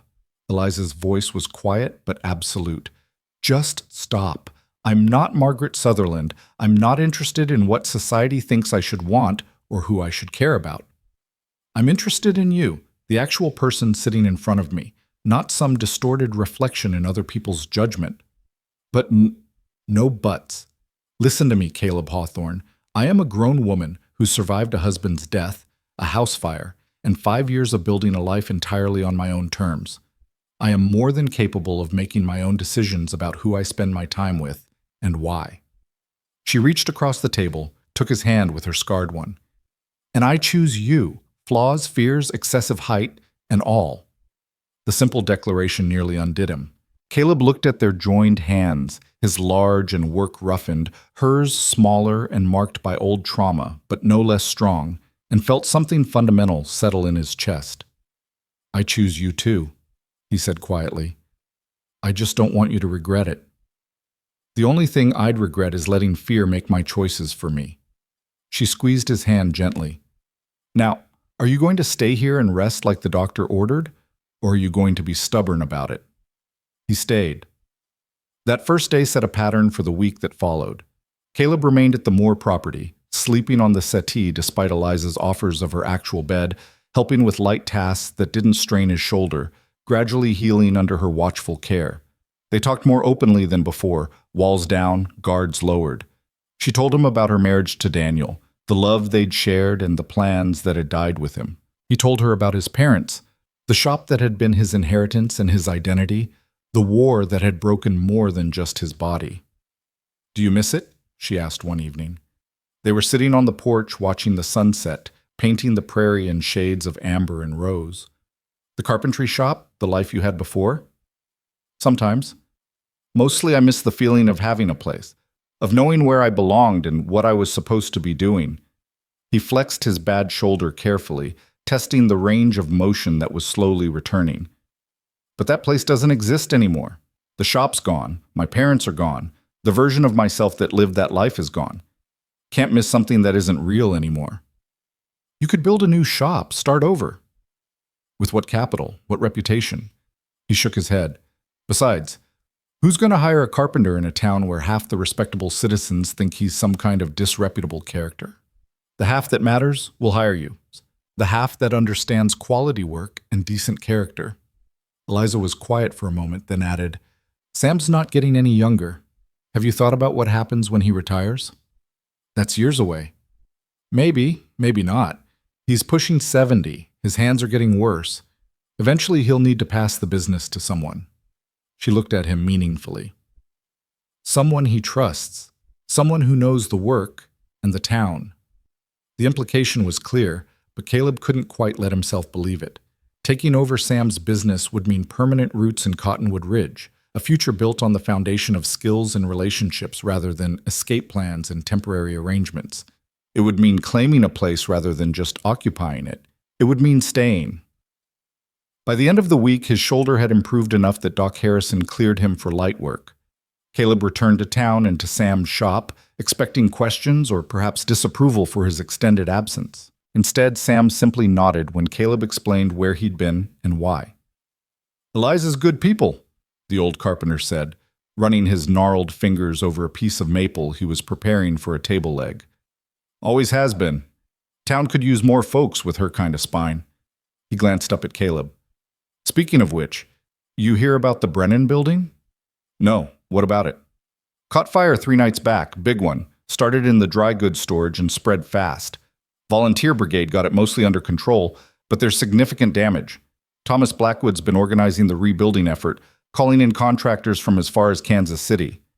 Sam's expression was unreadable. Seems to be quite the undertaking. Caleb felt something cold settle in his stomach. Why are you telling me this? Because there's going to be a town meeting tonight about it. Everyone's invited, especially anyone with construction experience. They'll be discussing the rebuild, assigning work crews, that sort of thing. Sam set down his work, met Caleb's eyes directly. You should be there. Sam, you know how certain people feel about me. My showing up would just cause problems. Or it would show you're not running scared, that you're a part of this community, whether they like it or not. The old man's voice was firm. Look, I've been in this town 40 years. I've seen plenty of folks come and go, seen reputations rise and fall. You know what matters in the long run? What you do when things get hard. You can hide, or you can show up and prove who you actually are. Your choice. The town hall was packed that evening, every seat filled and people standing along the walls. Caleb arrived late, slipping in at the back and trying to be inconspicuous, a futile effort given his height. Heads turned, whispers rippled through the crowd, but he kept his eyes forward and found a spot against the far wall. Thomas Blackwood stood at the front, gesturing to architectural drawings spread across a table. He was in full form, all civic leadership and controlled authority, explaining the scope of the damage and the proposed reconstruction. The Brennan building had been one of the largest structures on Main Street, housing not just Blackwood's dry goods store, but also a small restaurant, a dressmaker's shop, and several storage spaces. Rebuilding it properly would be a major undertaking. We'll need multiple crews working simultaneously, Blackwood was saying. Foundation work, framing, roofing, finish carpentry. I've already contracted with Morrison Construction out of Kansas City for the primary work, but we'll need local labor to support them. Anyone with relevant experience who's willing to help, please see me after the meeting. A hand went up in the crowd. Mrs. Patterson, of all people, her voice surprisingly strong for someone her age. Seems to me we have plenty of local expertise without bringing in outsiders. Sam Granger's been building things in this town since before some of you were born. Of course we value Sam's contributions, Blackwood said smoothly, but a project this size requires a larger operation than one elderly carpenter and his assistant can provide. His assistant's right there, Mrs. Patterson pointed directly at Caleb, causing every head to swivel in his direction. That young man rebuilt my porch stairs so well they'll probably outlast the house. Seems foolish not to use him. Mrs. Patterson, I appreciate your confidence, but we need to consider Consider what? That he's too tall? That some busybody spread gossip about him? The old woman's voice dripped with disdain. I've lived in this town long enough to know the difference between reputation and character. That boy has character, more than I can say for some. A murmur ran through the crowd, some supportive, some uncomfortable. Caleb felt his face burning but kept his expression neutral. Blackwood's jaw tightened visibly. This isn't about personal disputes, Mrs. Patterson. This is about ensuring the rebuild is done properly and efficiently. Then you'd be a fool not to use every skilled hand available. This from Porter, the mill worker who'd first befriended Caleb. I've seen Hawthorne work. He's careful, precise, and strong as an ox. You need someone who can do heavy lifting and detail work both? He's your man. More voices joined in, a surprising chorus of support. The farmer whose fence Caleb had repaired. The widow whose shed door he'd rehung. Even one of Mrs. Murphy's other boarders speaking up about Caleb's reliability and work ethic. It wasn't everyone. Plenty of people remained silent, and Caleb could feel the disapproval radiating from certain quarters. But it was enough to shift the energy in the room. Blackwood held up his hands for quiet. I hear your testimonials. However, the decision about contracting ultimately rests with the building owners, and the door at the back of the hall burst open with a bang that cut through every conversation.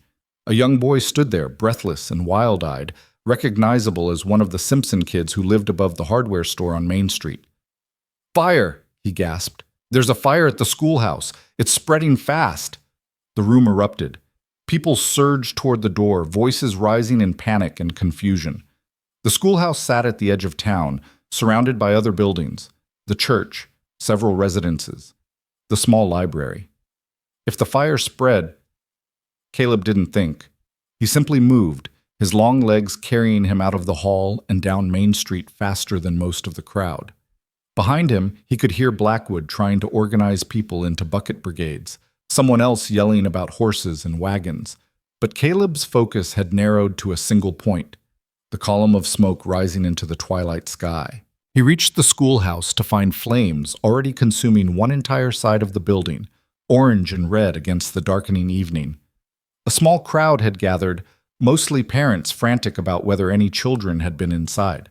The volunteer fire brigade was arriving, men hauling equipment and trying to establish water lines from the nearest well. Everyone's out, the school teacher, Miss Allen, was shouting. I was locking up when I smelled smoke. Everyone's out. But even as she spoke, a woman pushed forward screaming, Where's Sarah? Where's my daughter? She stayed after to help clean the slates. Miss Allen's face went white. She said she was leaving. I thought she left. The woman started toward the burning building. Two men grabbed her, held her back despite her struggles. And somewhere in the chaos, Caleb heard it, a child's voice, thin and terrified, crying for help from inside. He didn't make a conscious decision. One moment he was standing with the crowd, the next he was running toward the building. Someone grabbed at his arm, Porter maybe, or Sam, he couldn't tell, but he shrugged them off. The front door was already engulfed, but there was a side entrance, smaller and not yet fully caught. Caleb hit it with his shoulder, his good shoulder this time, and the door gave way. Smoke poured out, thick and choking. He pulled his shirt up over his nose and mouth and plunged inside. The interior was a nightmare of smoke and heat. Flames crawled up the walls on the far side, eating their way across wooden beams that cracked and groaned ominously. Visibility was nearly zero. Caleb dropped low, where the air was slightly clearer, and called out, Sarah, where are you? A cough, somewhere to his right. He crawled in that direction, feeling his way past overturned desks and scattered books. The heat was intense, sweat already pouring down his face, his eyes streaming. Another cough, closer now. He found her trapped under a fallen bookshelf, her small face streaked with tears and soot. She couldn't have been more than 8 years old, her eyes wide with terror when she saw him. I've got you, Caleb said, his voice rough from smoke. Hold on. The bookshelf was heavy, made of solid oak, and positioned at an awkward angle. Under normal circumstances, Caleb could have lifted it easily. With one shoulder still healing and smoke choking his lungs, it took everything he had. He braced himself, found the leverage point, and lifted. Pain screamed through his bad shoulder, but he held steady, creating just enough space. Crawl out, he ordered. Fast. Sarah scrambled free, and the moment she was clear, Caleb let the bookshelf drop. His shoulder felt like someone had driven hot metal through it, but there was no time for that. He grabbed the girl, tucked her against his chest, and started back the way he'd come. The smoke had gotten thicker, the heat more intense. Part of the ceiling gave way behind them, sending up a shower of sparks. Caleb stumbled, caught himself, kept moving. His lungs were burning, each breath like inhaling fire. Sarah had her face buried against him, her small body shaking with coughs. The door seemed impossibly far away, and for one terrifying moment, Caleb thought he'd gotten turned around, that they were heading deeper into the fire rather than out of it. Then fresh air hit his face. Someone had opened the door wider from outside, and hands were reaching for them, pulling them clear. They tumbled out into the evening air. Someone took Sarah from him immediately, her mother's sobs of relief cutting through the general chaos. Caleb collapsed to his hands and knees, coughing violently, his lungs trying to expel the smoke he'd inhaled. His shoulder was agony, his vision swimming, but Sarah was safe. That was what mattered. Doc Harrison appeared, checking Sarah first, then turning his attention to Caleb. "Can you stand?" "Yeah." Caleb let the doctor help him up, swaying slightly. The world tilted and spun, but he stayed on his feet through sheer stubbornness. The fire brigade had gotten their water lines established and were working to contain the blaze. It had spread to part of the church roof, but the wind was in their favor, and the surrounding buildings looked like they might be spared. The schoolhouse itself was likely a total loss, but that could be rebuilt. The child was alive. That couldn't be replaced. Sarah's mother appeared in front of Caleb, tears streaming down her face, still holding her daughter. "You saved her. You saved my baby." "Anyone would have—" "No." Her voice was fierce. "No one else went in. You did. You risked your life for my daughter." She grabbed his hand with her free one, squeezed it hard. "Thank you. Thank you." More people were gathering around now, the story spreading through the crowd. The tall stranger who'd run into a burning building without hesitation, who'd pulled a child from certain death, who'd done what needed doing without stopping to calculate risk or consequence. Caleb saw Thomas Blackwood in the crowd, his expression unreadable. Saw Margaret Sutherland standing with her new husband, her face pale and shocked. Saw Sam nodding with something that might have been pride. Saw Porter and Mrs. Patterson and dozens of other faces, all looking at him with something that wasn't judgment or assessment, but recognition. And through the smoke and chaos, he saw Eliza pushing her way forward, her face streaked with tears. She reached him and grabbed his face with both hands, even the damaged one, and pulled him down to eye level.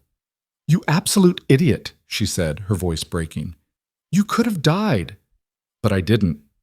He covered her hands with his. "I'm okay."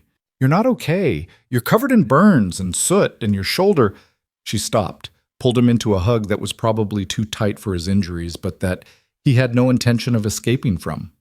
"You're not allowed to scare me like that. You're not allowed to die. We have an agreement." "We do?" "Yes, we're going to be together, and you're going to build things, and I'm going to grow things, and we're going to have a life. You don't get to die before we've had that life." She pulled back enough to look at him, and in her eyes he saw fear and love and absolute certainty all mixed together. "Understood?" Around them the crowd had gone quiet, people watching this exchange with varying degrees of surprise and interest. Caleb became aware that he and Eliza had just declared themselves in front of half the town, that there would be talk and speculation, and probably judgment. He found he didn't care at all. "Understood," he said, and kissed her. It wasn't a long kiss. Both of them were too aware of their audience and the ongoing crisis, but it was enough. A declaration and a promise and an answer to all the questions that had been building between them for months. When they pulled apart, someone in the crowd actually applauded. Then more joined in, and suddenly there was actual cheering, people calling out congratulations and well wishes. Not everyone. Caleb saw some disapproving faces, people turning away, but enough. More than enough. Thomas Blackwood stepped forward, and the crowd quieted. He looked at Caleb for a long moment, some internal struggle playing out across his features. Finally, he extended his hand. "That was remarkably brave," he said stiffly. "The town owes you a debt." Caleb shook his hand, surprised. "I just did what needed doing." "Perhaps. But you did it without hesitation when others held back." Blackwood glanced at the ruined schoolhouse, then back to Caleb.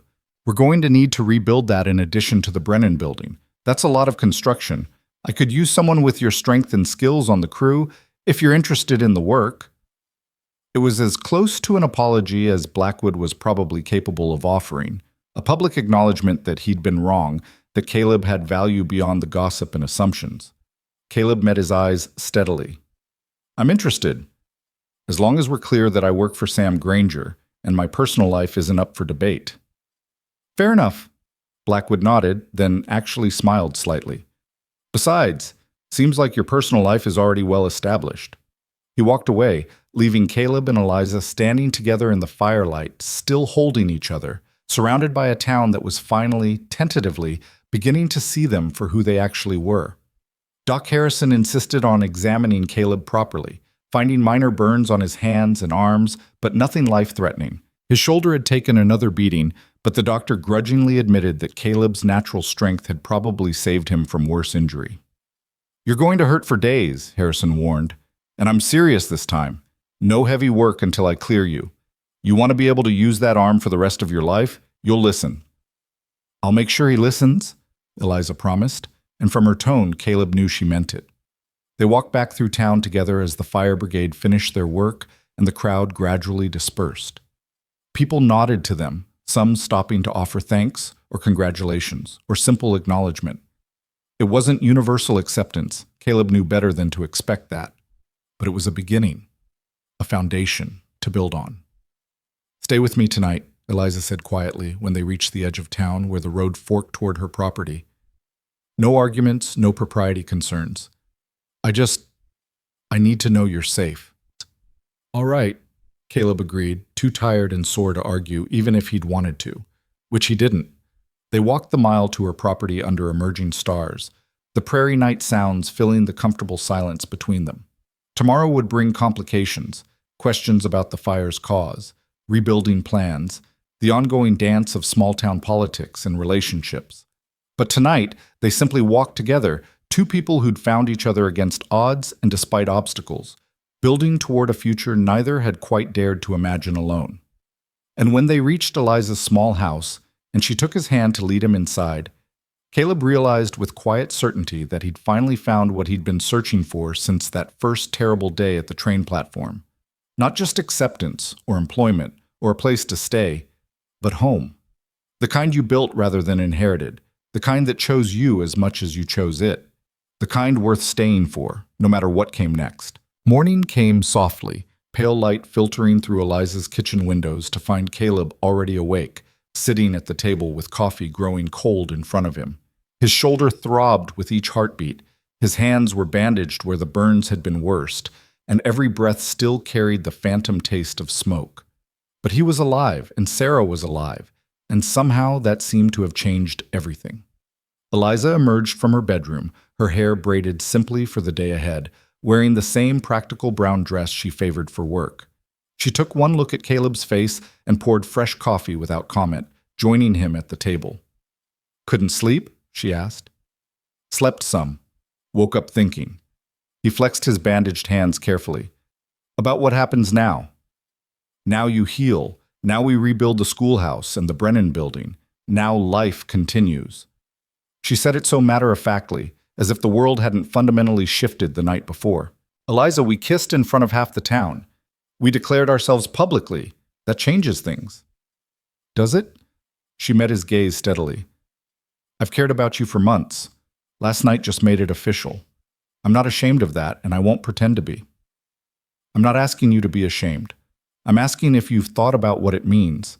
The talk, the judgment, the way some people will treat you differently because you chose to be with someone like me." "Someone like you." Eliza set down her cup with deliberate care. "You mean someone brave enough to run into a burning building to save a child? Someone who works honestly and treats people with respect? Someone who's been nothing but kind and patient with me since the day we met?" She shook her head. "If people want to judge me for that, Caleb, then their judgment tells me more about them than it does about us." "You make it sound simple." "It is simple. Not easy, but simple."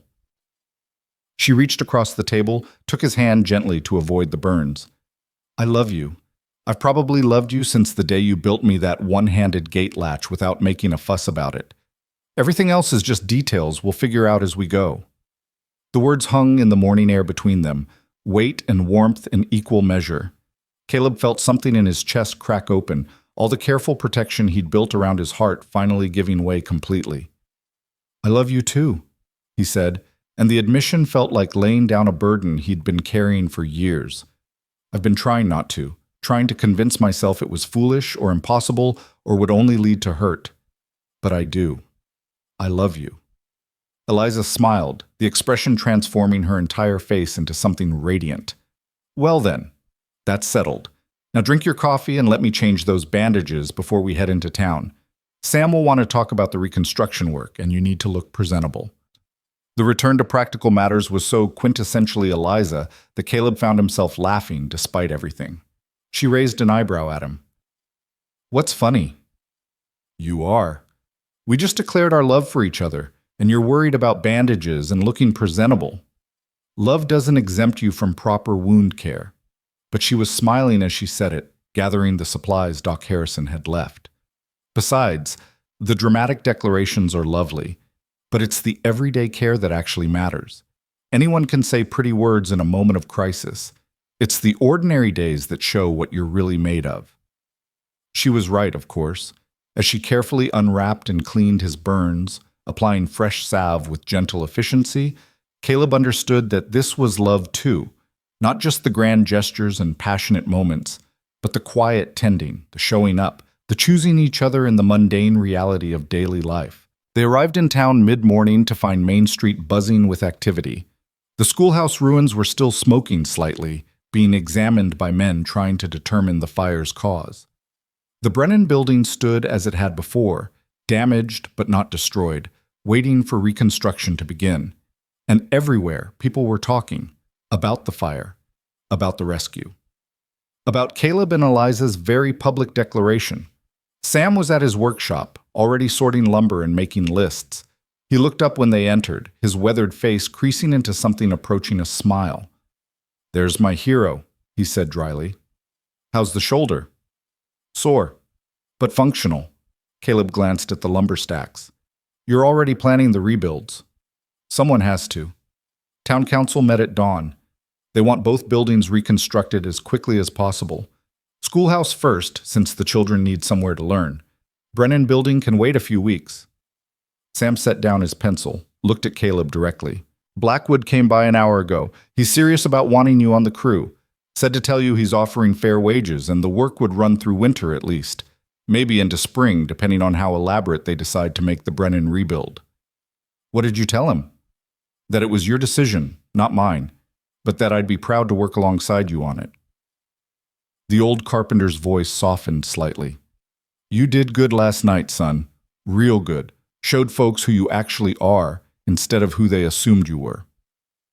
The words settled warm in Caleb's chest. He'd spent so long being judged, being found wanting, that simple acknowledgement of his worth felt almost foreign. "I'll do it," he said. "The rebuild work. All of it." "Good. Because I'm getting too old to handle projects this size alone, and I trust you to do them right." Sam pulled out another set of plans. "Now, about the schoolhouse design, the old one was poorly laid out, too many blind corners and only one real exit. I'm thinking we do something better. Multiple exits, wider windows, maybe a bell tower that could serve as a watchtower in emergencies." They spent the next hour planning, and Caleb felt something settle into place inside him. This was what he'd been meant for, not just carpentry as labor, but as craft, as service, as a way of shaping the world into something better and safer. Working with Sam felt right in a way nothing had since before the war, a partnership built on mutual respect and shared purpose. Eliza had gone to the general store, and when she returned, her face was thoughtful. "You're the talk of the town," she announced. "Half of them want to canonize you, the other half are gossiping about us scandalously, and a few seem to be doing both simultaneously." "And how do you feel about that?" Caleb asked. "Amused, mostly." Mrs. Chen asked when the wedding would be, and Mrs. Harrison wanted to know if I was certain about getting involved with a man of such uncertain prospects, which I thought was rich, coming from someone whose husband drinks away half his income. She set her basket down.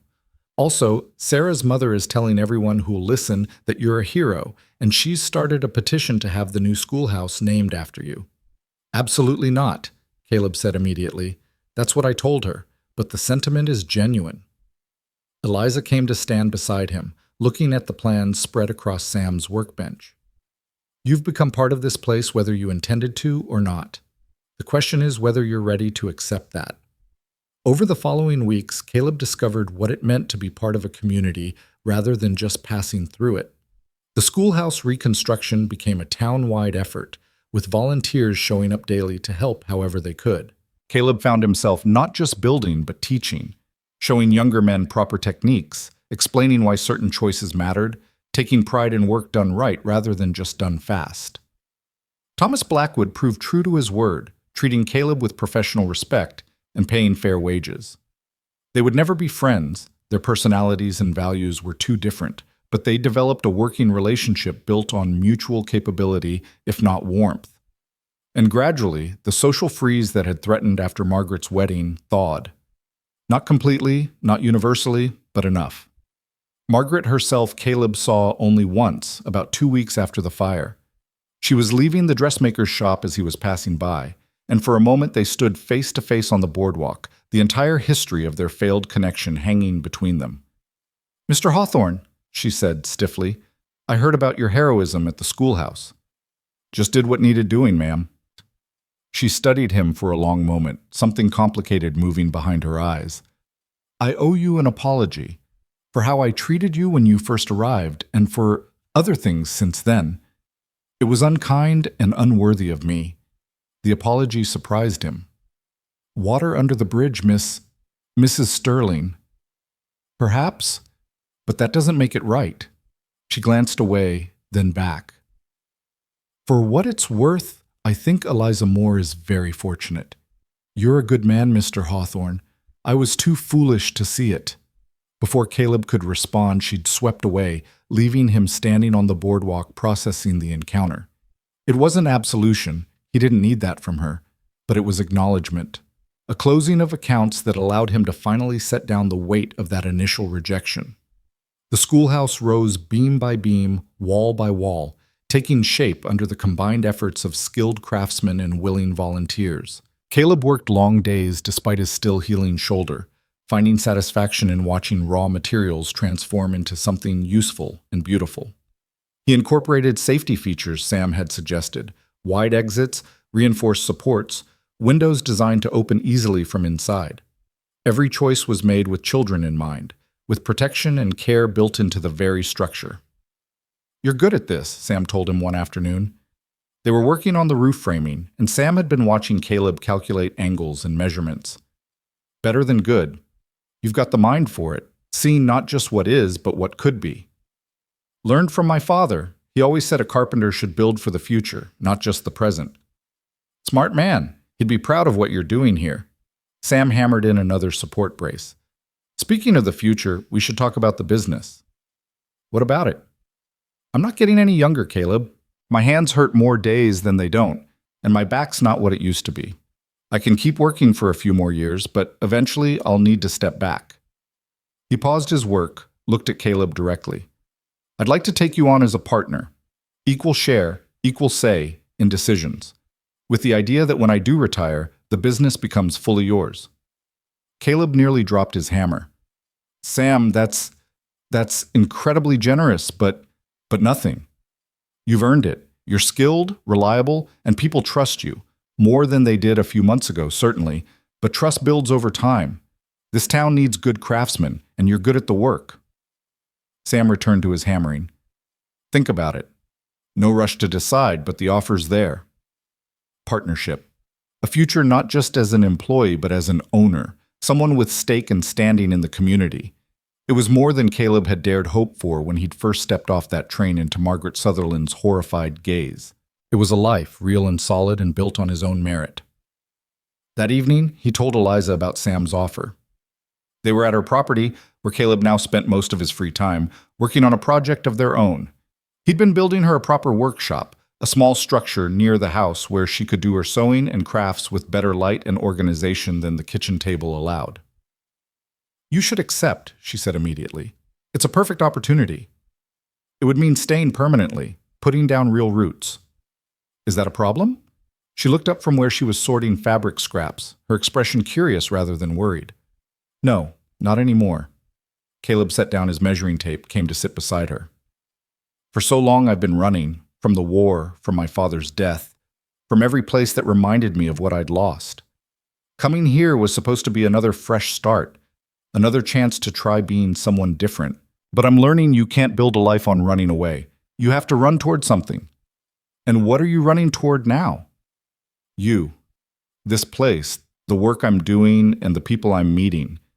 He took her hand, traced the scars on her palm gently. A future where I don't have to apologize for existing. Then accept Sam's offer. Become his partner. Build that future. Eliza leaned against his shoulder carefully, mindful of his still healing injuries. We'll build it together. Is that a proposal? Maybe. Is that a yes? Caleb laughed, the sound surprised out of him by her directness. Yes, to all of it. Sam's partnership. Staying here permanently. Building a life with you. All of it, yes. Good. She tilted her face up to kiss him, slow and sweet. Now finish that workshop before winter. I have projects planned and I need proper space. The schoolhouse was completed in early October, its bell tower rising proud against autumn skies. The dedication ceremony drew the entire town, children racing around the building while parents and teachers examined every detail. Sarah's mother gave a speech about bravery and community, her daughter standing beside her, still occasionally glancing at Caleb with awe-filled eyes. Principal Morrison, a stern woman in her 50s, inspected the new building with exacting attention before pronouncing it vastly superior to the previous structure in every way. She shook Caleb's hand firmly. You've given us something that will serve children for generations. That's no small gift. After the ceremony, as people gradually dispersed toward the reception being held at the church, Sam pulled Caleb aside. The old carpenter held a small wooden box, polished and clearly well used. My father gave me this when I took over his carpentry business 43 years ago, Sam said, opening the box to reveal a set of fine chisels, their handles worn smooth by decades of use. His father gave them to him when he started out. They've built half the houses in this county at one point or another. He pressed the box into Caleb's hands. Now they're yours. Consider it a partnership gift and a vote of confidence. Caleb looked at the tools, beautiful, practical, meaningful, and felt his throat tighten with emotion. Sam, I can't. These are family heirlooms. And your family now. At least close enough as makes no difference. Sam's gruff exterior cracked slightly, revealing genuine affection beneath. Use them well. Build good things. That's all I ask. They formalized the partnership the following week with papers signed at the lawyer's office and an announcement in the town newspaper. Granger and Hawthorne Carpentry was born, and with it, Caleb's transformation from wanderer to permanent resident was complete. He moved out of Mrs. Murphy's boarding house and into a small cottage Sam helped him buy at favorable terms, close enough to the workshop to walk, but far enough to have privacy. And every evening after work was done, he rode out to Eliza's property. Sometimes there were repairs to do, projects to continue, but mostly they simply spent time together. Cooking, talking, sitting on the porch watching stars emerge, learning each other's rhythms, building the foundation of a shared life. When should we get married? Eliza asked one night in late November. They were in her kitchen, Caleb repairing a cabinet hinge while she worked on a quilt. The question was delivered so casually it took him a moment to process it. Are you proposing to me? Well, you've been too slow about it, so yes, I'm proposing. We love each other. We've already basically declared ourselves to the town, and I'm tired of people asking when we're making it official. She threaded her needle with practiced ease. So, when? Spring? Caleb suggested. After the Brennan building is finished. I'll have more time then, and the weather will be better. Spring works. Simple ceremony, no fuss, just the people who actually matter. She glanced up, smiled. You're sure about this? About me? More sure than I've been about anything in my life. Caleb crossed to her, knelt beside her chair so they were eye level. You saw me when I was convinced I was invisible. You chose me when the world said I was too much. You made me believe I could have a real life here, not just a temporary stopping point. How could I be anything but sure?" "Good answer." She kissed him softly. "Now finish that hinge. I need that cabinet functional." Winter descended on Cottonwood Ridge in earnest, bringing snow and cold that slowed but didn't stop the construction work. The Brennan building progressed steadily, and Caleb found himself taking on more responsibility as Sam's hands troubled him increasingly in the cold. He managed crews, solved problems, made decisions about materials and methods. The work was challenging but satisfying, each completed section a testament to skill and perseverance. He also began taking on custom projects, furniture commissions, specialized repairs, jobs that required not just strength, but artistry. Word spread about his craftsmanship, and people from neighboring towns started seeking him out. The business grew, and with it, Caleb's sense of belonging deepened. One particularly cold December morning, he was working alone in the shop when a woman entered. She was perhaps 60, elegantly dressed despite the weather, with sharp eyes that missed nothing. Something about her bearing reminded Caleb of Margaret Sutherland, and indeed, when she introduced herself, the connection became clear. "I'm Eleanor Sutherland, Margaret's mother." She looked around the workshop with evident approval. "I've heard impressive things about your work, Mr. Hawthorne. I'm in need of a new dining table, something large enough to seat 12, but elegant. Can you manage that?" Caleb set down his tools carefully. "I can, yes. But Mrs. Sutherland, given my history with your daughter—" "My daughter is a married woman living her own life, and I am a woman in need of a table." Eleanor's voice was crisp. "What passed between you two is unfortunate but irrelevant to the quality of your craftsmanship.